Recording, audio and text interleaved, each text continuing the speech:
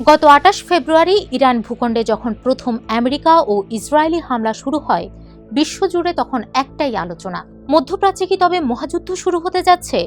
কিন্তু এই বড় খবরের আড়ালে ঢাকা পড়ে যাচ্ছে এক মানবিক বিপর্যয়।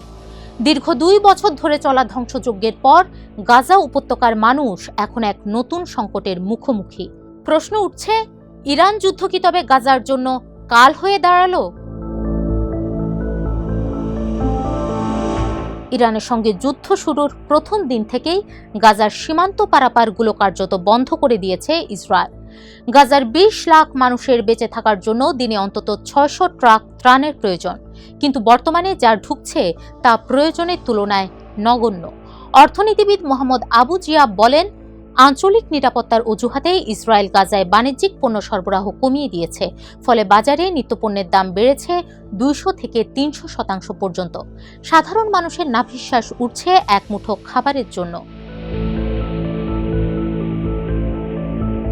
২০২৫-এর অক্টোবরে হামাসের সাথে যে যুদ্ধবিরতি চুক্তি হয়েছিল তা এখন কেবল কাগজ কলমে সীমাবদ্ধ।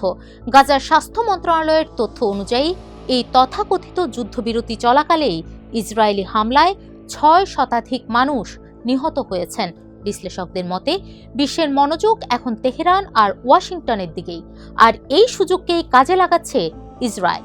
আন্তর্জাতিক চাপের তোয়াক্কা না করে গাজায় সীমিত আকারের সাময়িক অভিযান ও বিমান হামলা চালিয়ে যাচ্ছে তারা। গাজার শাসনভার পরিচালনার জন্য ২০২৬-এর জানুয়ারিতে যে ১৫ সদস্যের টেকনোক্রেট কমিটি গঠন করা হয়েছিল, তাদের কাজেও বাধা দিচ্ছে ইসরায়েল।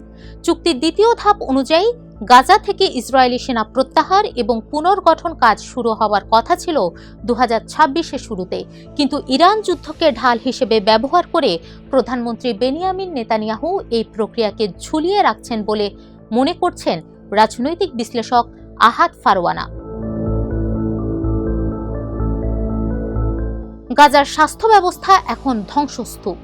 জ্বালানি আর ঔষধের অভাবে হাসপাতালগুলো বন্ধ হওয়ার উপক্রমে। ইউরোমেড মনিটরের রামি আব্দুস সতর্ক করেছেন, নতুন করে দুর্ভিক্ষ আর অপুষ্টি গ্রাস করছে গাজার শিশুদের। ইরান যুদ্ধের কারণে আহত রোগীদের বিদেশে চিকিৎসা নিতে যাওয়ার পথও এখন রুদ্ধ।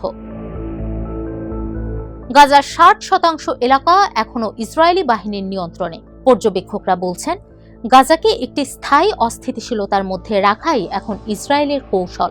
বিশ্ব যখন ইরান যুদ্ধের মানচিত্র নিয়ে ব্যস্ত, গাজার মানুষ তখন ভাবছে, তাদের আর্তনাদ কি পৌঁছাবে বিশ্বের দরবারে, নাকি ইতিহাসের পাতায় গাজা হয়ে থাকবে এক অবরুদ্ধ আর বিস্তৃত জনপদ।